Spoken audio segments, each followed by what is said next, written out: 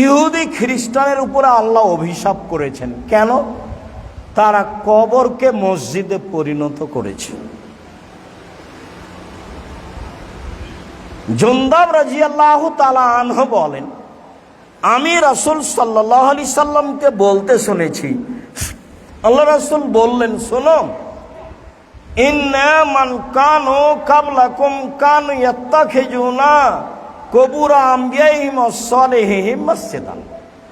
পূর্বের মানুষেরা নবীর কবরকে এবং সৎ মানুষের কবরকে মসজিদ তৈরি করত।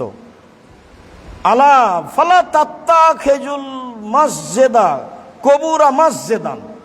কখনো তোমরা কবরকে মসজিদ করো না, কখনো তোমরা কবরকে মসজিদ করো না, কখনো তোমরা কবরকে মসজিদ করো না। আবু হুরায়রা রাদিয়াল্লাহু তাআলা আনহু বলেন, রাসূল সাল্লাল্লাহু আলাইহি সাল্লাম বলেছেন, লা তাজালু কবরি ওয়াসানান ইউবাদ। আমার কবরকে ইবাদতের জায়গা করো না, আমার কবরকে ইবাদতের জায়গা করো না। ইস্তাদ্দা গাজাবুল্লাহে আলা কওমিন ইত্তাখাজু কবুর আমবিহিম মাসাজিদা।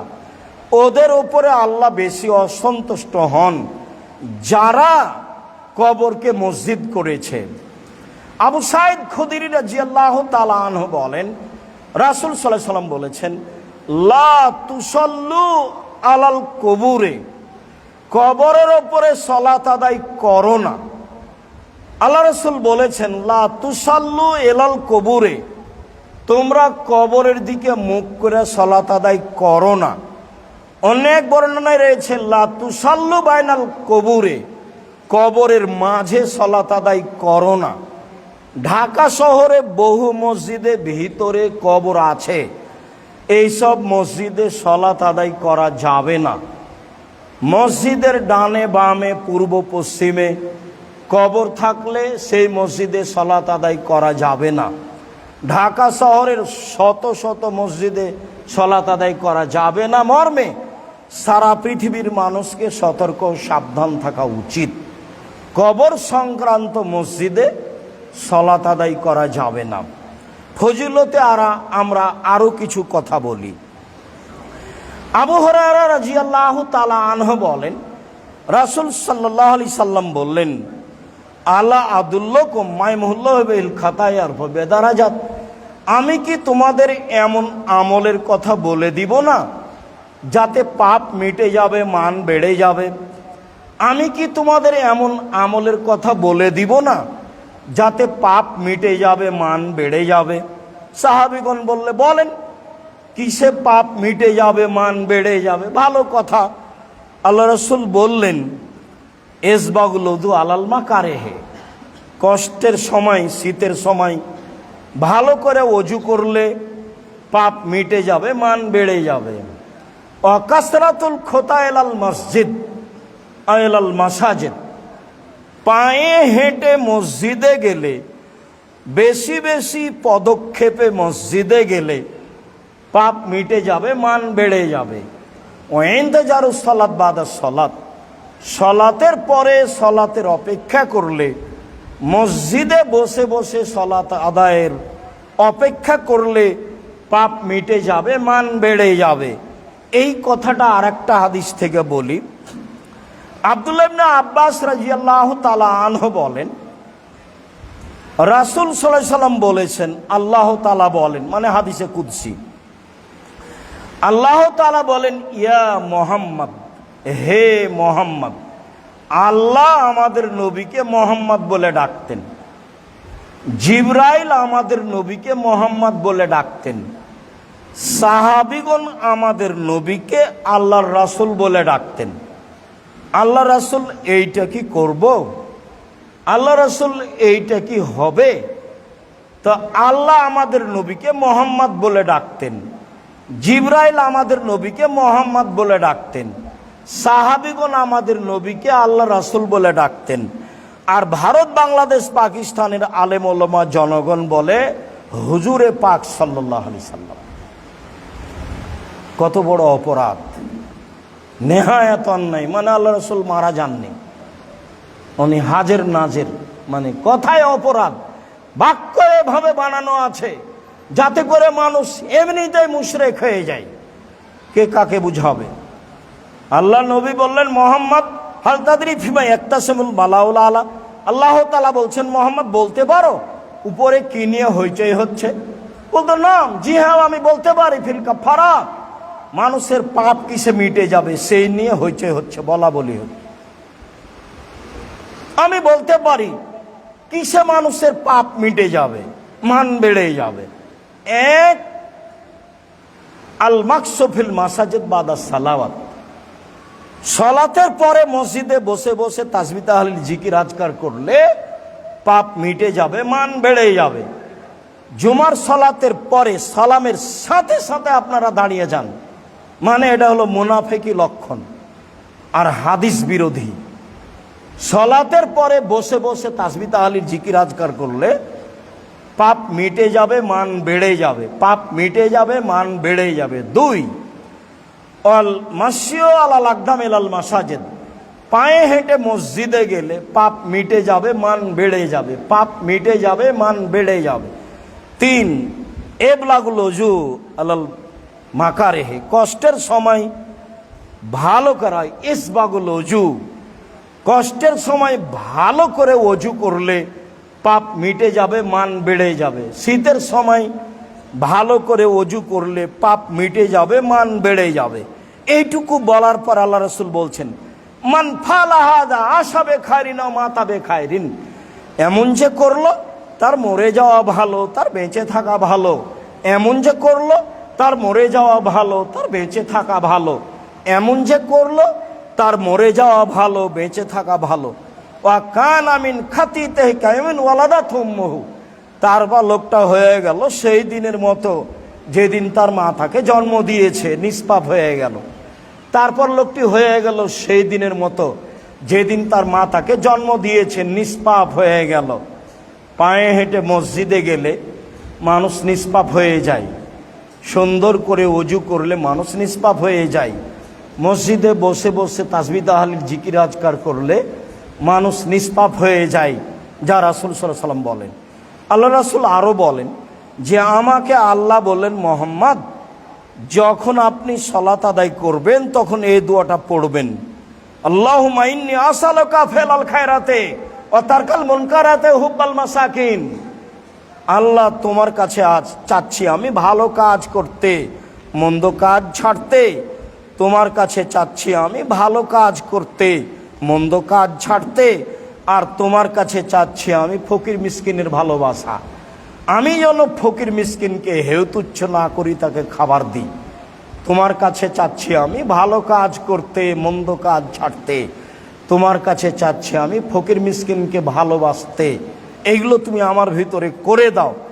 আর যদি তুমি সমাজে ফিতনা দিতে চাও তাহলে আমাকে সমাজ থেকে তুলে নেওয়ার পরে ফিতনা দিও। এই দোয়া রাসূল সাল্লাল্লাহু আলাইহি ওয়াসাল্লাম আল্লাহ তাআলা আমার নবীকে শিখিয়ে দিলেন যে আপনি এইটা সালাতে বলবেন। সম্মানিত দ্বীনী ভাই বোন, আরও সতর্ক যে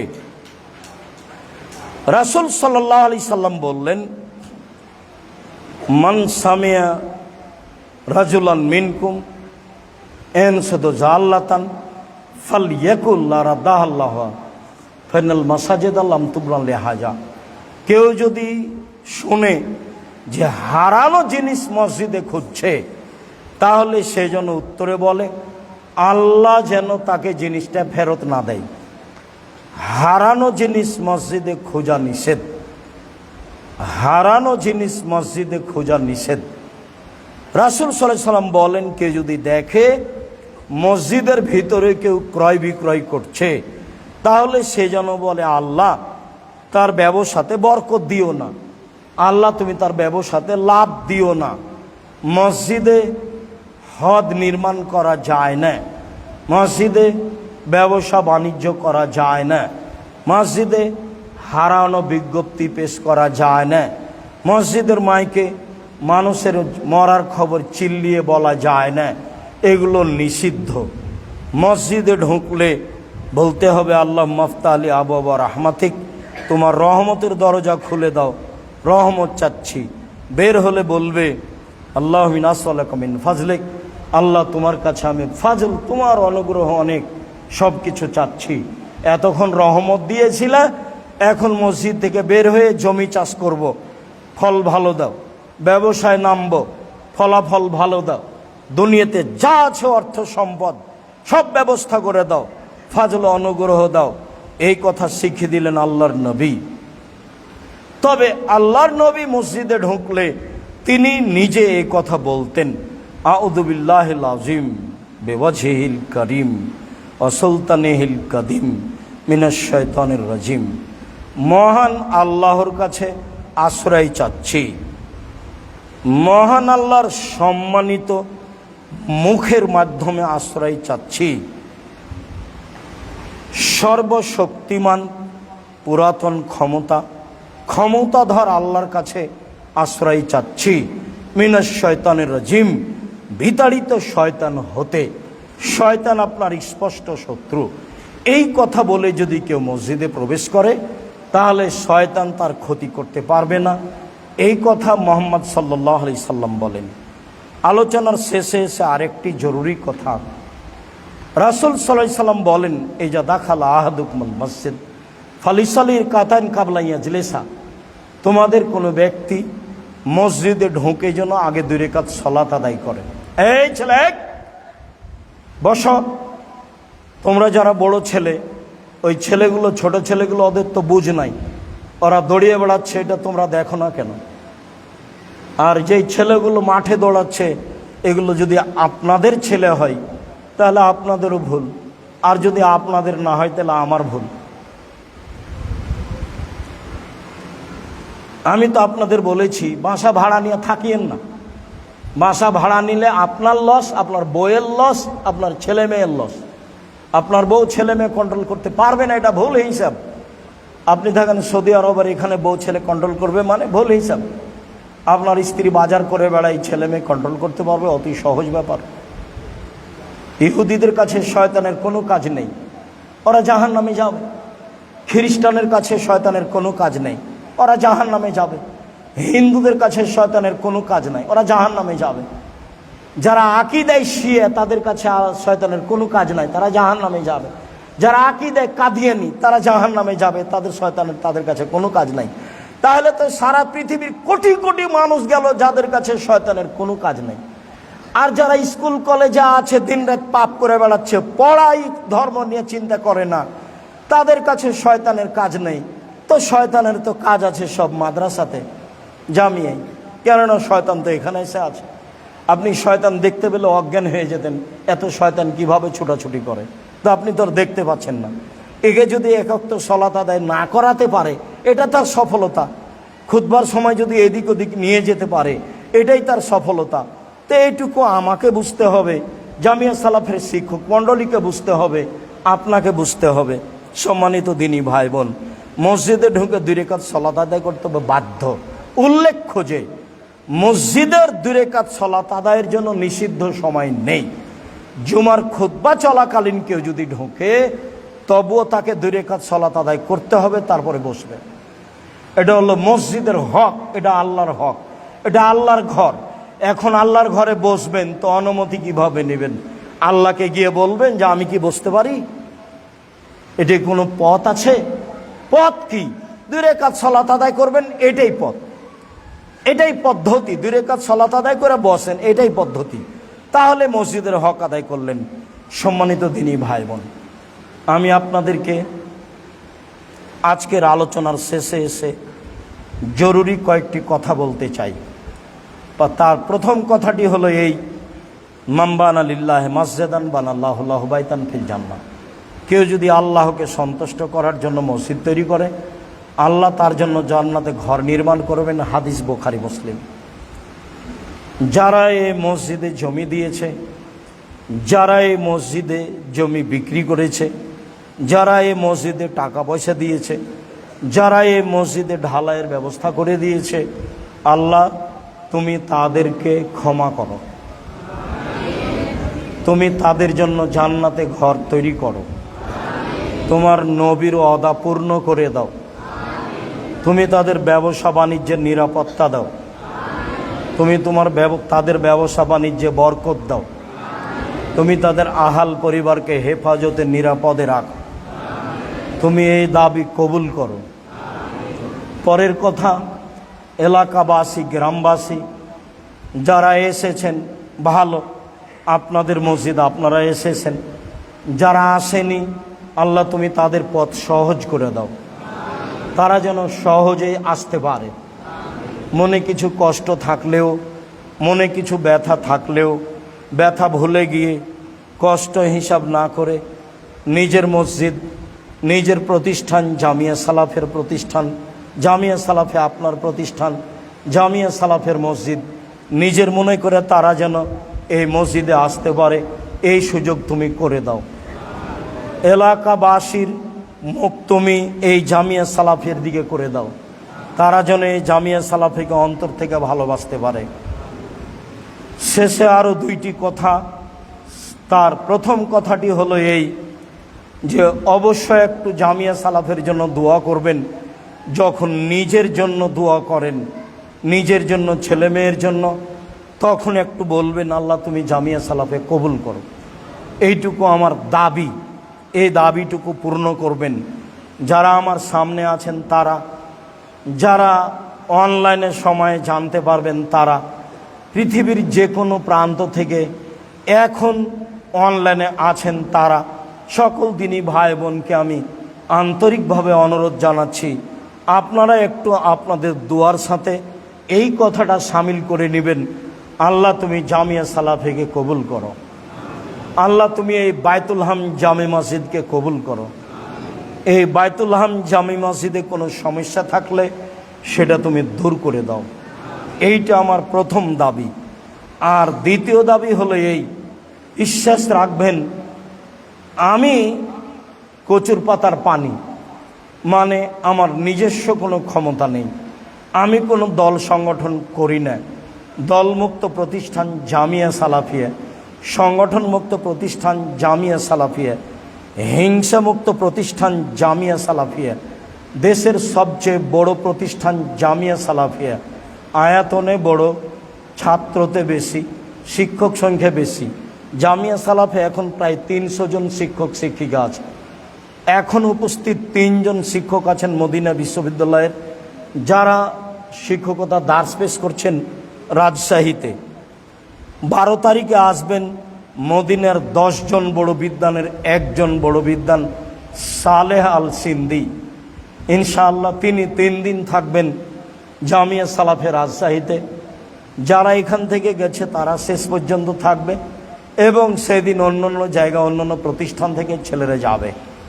জামিয়া সালাফি আপনাদের দেশের একটা ব্যতিক্রম, ভিন্ন ধরনের প্রতিষ্ঠান, যাতে দেশ বিদেশের শিক্ষক থাকেন, দেশের থাকেন, ইন্ডিয়ার থাকেন। কাজেই আপনার নিজস্ব প্রতিষ্ঠান সবচেয়ে বড়। আপনি একটা কথা মনে রাখবেন যে আমি নিঃস্ব মানুষ, নিঃস্ব অবস্থায় এই প্রতিষ্ঠান পরিচালনা করি। আমার হাতে কোনো টাকা পয়সা নেই, টাকা পয়সা নেই এ কথাও ঠিক, এখানে প্রতিষ্ঠান গড়বে এ কথাও ঠিক। যেটা আমি বলেছিলাম বহুদিন পূর্বে, তার বাস্তবতা আমরা নিজে দেখতে পাই। আপনাকে ধৈর্যের পরিচয় দিতে হবে মর্মে। দোয়ার সাথে সাথে, কাছে থাকেন দূরে থাকেন, 10 টাকা হোক, 10,000 টাকা হোক, 10 লাখ টাকা হোক, দানের হাতটা প্রশস্ত রাখবেন সব সময়। আমি মনে করি পতিতালয়ের মহিলা যদি কুকুরকে পানি পান করে জান্নাত পেতে পারে, তাহলে জামিয়া সালাফিয়া 10 টাকা দান করলে জান্নাত হবে ইনশাল্লাহ। দেশের শিরক মুক্ত প্রতিষ্ঠান এইটা, বিদাত মুক্ত প্রতিষ্ঠান এইটা, দলমুক্ত প্রতিষ্ঠান এইটা, সংগঠন মুক্ত প্রতিষ্ঠান এইটা, হিংসা মুক্ত প্রতিষ্ঠান এইটা, দেশের সর্বোচ্চ ব্যতিক্রম প্রতিষ্ঠান এটা। অতএব এখানে 10 টাকা দান করলে, একটা নিখুঁত জায়গায় আপনি 10 টাকা দান করলেন, এ কথাই চূড়ান্ত। অতএব আপনি এর ফল ভোগ করবেন ইনশাআল্লাহ। মর্মে শিক্ষক শিক্ষিকাকে বলি, জুমার দিন খালি হাতে আসবেন না। যদি ভুলে চলে আসেন পাল্টা আবার ঘরে যাবেন, ঘরে গিয়ে 10টা 50টা টাকা হাতে করে নিয়ে আসবেন। ছাত্র ছাত্রীকে বলি, জুমার দিন ভুলে মসজিদে আসবা না, যদি ভুলে চলে আসো আবার ঘরে যাবা, একটা টাকা একটা কয়েন হলেও মাথায় রাখবা, এসে এখানে দিবা। এতে প্রথম যেটা সুবিধা হবে, তোমার জেহেন প্রশস্ত হবে, তোমার পড়াশোনা ভালো হবে, তোমার বিপদ আপদ যা আছে সব দূরে সরে যাবে। আল ইয়াদুল উলিয়া খায়রুম মিন ইয়াদিস সুফলা, দেওয়া হাত ভালো নেওয়া হাতের চেয়ে, দেওয়া হাত ভালো নেওয়া হাতের চেয়ে। বুখারী মুসলিম। এ হাদিসটা এলাকাবাসী, দেশবাসী, পৃথিবীর সকল দিনই ভাই বোন, শিক্ষক শিক্ষিকা, ছাত্র ছাত্রী সবাকে পালন করতে হবে মর্মে আমি সবাকেই বিষয়টি ভালোভাবে মাথায় নেওয়ার অনুরোধ জানিয়ে, মসজিদের জন্য খালেস অন্তরে দোয়া করার অনুরোধ জানিয়ে আপাতত জুমার খুতবা এখানে শেষ করলাম। আল্লাহুম্মা সাল্লি আলাইহি, আল্লাহুম্মা বারিক আলাইহি।